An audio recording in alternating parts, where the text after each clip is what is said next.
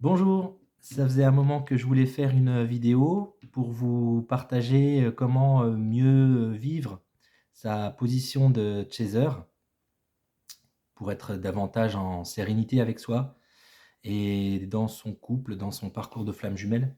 Mais tout d'abord, je voulais exprimer ma gratitude pour ceux qui sont abonnés à ma page, qui me suivent régulièrement. Et pour tous ceux qui me découvrent, je vous invite à vous abonner pour m'accompagner dans cette mission, pour me soutenir et puis partager, au maximum à ceux qui pourraient être intéressés, à ce genre de partage, pour que ça puisse, éventuellement les aider, si ça vous parle. Hem, Cette vidéo, j'ai mis du temps à pouvoir, la construire parce que je tire tous les partages de par mon expérience, ce que je vis avec Chloé dans mon parcours de flamme jumelle. C'est un thème qui est assez délicat. Comment arriver à mieux vivre sa position de chaser, ça va forcément toucher ses émotions comme c'est ce que, je vis, c'est un peu difficile au niveau émotionnel et pouvoir arriver à intégrer et le partager. Et j'ai besoin de vivre au quotidien et de le comprendre pour, ensuite vous partager de la meilleure manière possible. En tout cas, de la manière dont cela va se présenter. Donc voilà, le principal souci en tant que chaser, c'est qu'on a tendance à être exclusif dans notre, relation à l'autre, en particulier dans son couple et en tant que flamme jumelle, avec son autre flamme.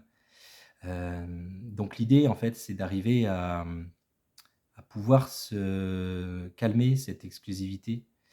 J'en ai parlé dans d'autres vidéos, cette tendance à avoir une pyramide avec au sommet de la pyramide, la priorité c'est son partenaire ou sa partenaire et ensuite, viennent les autres membres de la famille, viennent la famille plus éloignée, viennent ensuite les amis proches, les autres amis, les collègues et on arrive à une sorte de hiérarchisation en fait qui n'a pas forcément lieu d'être, qui est une construction, que moi j'analyse comme une construction suite à notre parcours de vie et qui a créé des blessures et avec des constructions égotiques par-dessus. Donc le premier conseil pour arriver à mieux vivre sa position de chaser, c'est d'arriver à déconstruire cette pyramide et de mettre tout le monde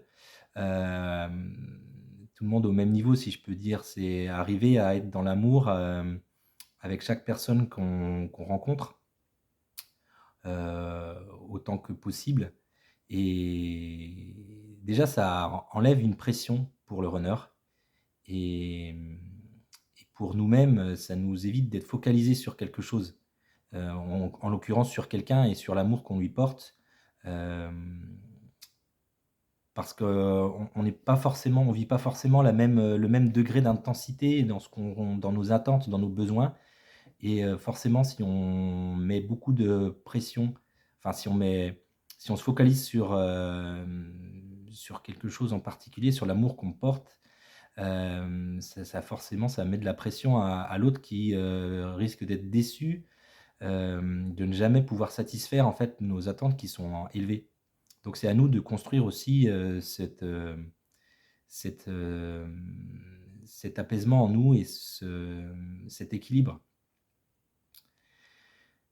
Et pour le coup, le deuxième conseil, c'est une fois que cette notion pyramidale est déconstruite, c'est d'arriver à se recentrer sur soi, sur ses propres besoins et comment assouvir soi-même, ses besoins, retrouver sa joie d'une autre manière, trouver ce qui nous met en joie pour pouvoir vivre pleinement soi-même, sans avoir besoin de l'autre, hem et sans forcément, attendre de l'autre qu'il soit disponible pour, partir en week-end ou pour vivre, certains moments, joyeux, heureux de votre vie.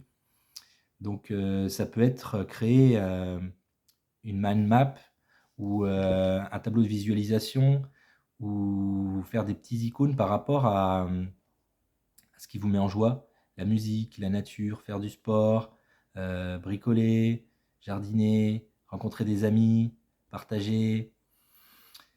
se cultiver, faire de la danse, de la poterie, de la sculpture, de la peinture, créer, enfin voilà, toutes sortes de choses qui vous passionnent.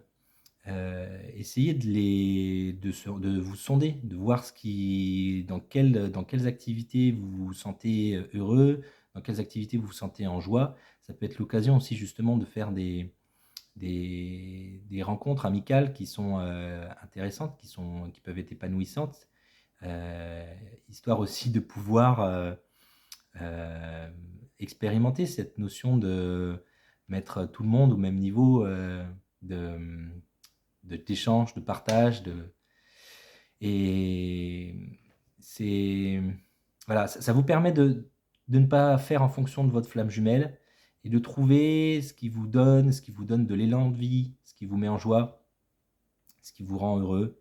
Euh, et votre flamme jumelle, enfin votre honneur va percevoir en fait cette différence. Vous retrouverez votre énergie qui sera plus en accord avec vos besoins. Et vous serez peut-être aussi davantage en alignement avec votre mission de vie, avec ce que vous avez besoin de manifester. Parce que si vous retrouvez votre joie de vivre et votre élan de vie, euh, vous serez davantage enclin à vous rapproprier l'inspiration et l'intuition qu'il vous faut pour pouvoir avancer dans ce que vous êtes censé manifester et dans votre mission de vie, quoi. Et puis, une chose qui est importante aussi, qui peut être considérée comme le troisième conseil, c'est d'exprimer ce qui nous traverse à votre partenaire en parlant de ses émotions, mais dans une communication saine. Euh, donc en parlant de ce que je ressens, ce que j'ai vécu quand tu m'as dit ça ou quand tu as fait ça, voilà comment je me suis senti, pour pouvoir exprimer à l'autre afin qu'elle puisse comprendre ce qui se passe en vous ou qu'il puisse comprendre ce qui se passe en vous. Euh, Parce que la communication, en fait, ça va être la base du couple, comme tous les couples, en fait. Euh, Ça permet de mieux identifier ses blessures, identifier aussi ses personnages, les comportements, parce que l'autre personne va pouvoir aussi exprimer, et ça va être important aussi d'être dans l'écoute de ce que lui ou elle va exprimer par rapport à la situation ou par rapport à l'échange que vous avez vécu, à condition qu'elle ou il parle de ses émotions également, de ce qui la traverse, et de ne pas être dans des postures d'ego. Et l'un comme l'autre, vous allez pouvoir comment dire, partager à l'autre les identifications de personnages ou de postures égotiques qui peuvent apparaître parce qu'on n'est pas forcément soi-même conscient de ce qui se passe. Vu qu'en généralement on s'identifie à ces postures, l'autre est plus à même de pouvoir identifier que en fait on n'est pas forcément aligné, on n'est pas forcément dans notre plein être profond quand on fait telle ou telle chose ou qu'on a tel ou tel comportement qui relève plutôt en fait d'un comportement égotique. Parce qu'on a tous un ego, c'est pas un souci d'avoir un comportement égotique. Au contraire, ça parle de nos blessures, de nos besoins de sécurité, de nos besoins parfois de poser des barrières, de se sentir, euh, ouais, d'éviter. Enfin, l'ego va venir là pour éviter de vivre des choses désagréables. Donc, il va avoir des réactions qui sont pas forcément saines euh, pour le couple. Donc voilà, la communication, quand on est chacun dans l'écoute et chacun du mieux possible dans l'expression de ce qui nous traverse, de nos émotions, de ce qu'on vit, euh, c'est ce qu'il y a de mieux pour pouvoir essayer d'intégrer chacun ce qui se passe et pouvoir dégager un peu plus de sérénité. Et ça peut créer d'ailleurs du rapprochement parce qu'on arrive à mieux comprendre l'autre. Et en fait, tous ces conseils nous amènent petit à petit à se détacher de cette position de chaser parce que moi j'ai tendance à penser que en fait le positionnement de chaser c'est en soi un positionnement par nature égotique. Et ce qu'on est amené à vivre dans le parcours de Flamme Jumelle, c'est de se détacher de ces positionnements égotiques, de ces comportements, de ces habitudes, des schémas qu'on peut avoir, des représentations qu'on peut avoir, des projections, des suppositions qu'on peut faire. Donc tout ça, si on continue à s'identifier à cette notion de chaser, en fait, on continue à alimenter ce rôle. Donc l'idée, c'est si on veut se détacher de ce rôle, et c'est aussi se détacher de cette notion de flamme jumelle. Et on a beau vivre ce parcours-là, pour qu'on le vive plus sereinement et de manière plus alignée, plus sereine, et ben c'est d'arriver petit à petit à, une fois qu'on l'a identifié, se détacher du rôle, se détacher de je suis un chaser, je suis un runner, pour dire tout simplement je suis. Je suis qui je suis et plus en adéquation avec sa nature profonde, avec ses émotions. Et là, ça enlève un poids déjà. Ça peut permettre justement de déconstruire cette pyramide.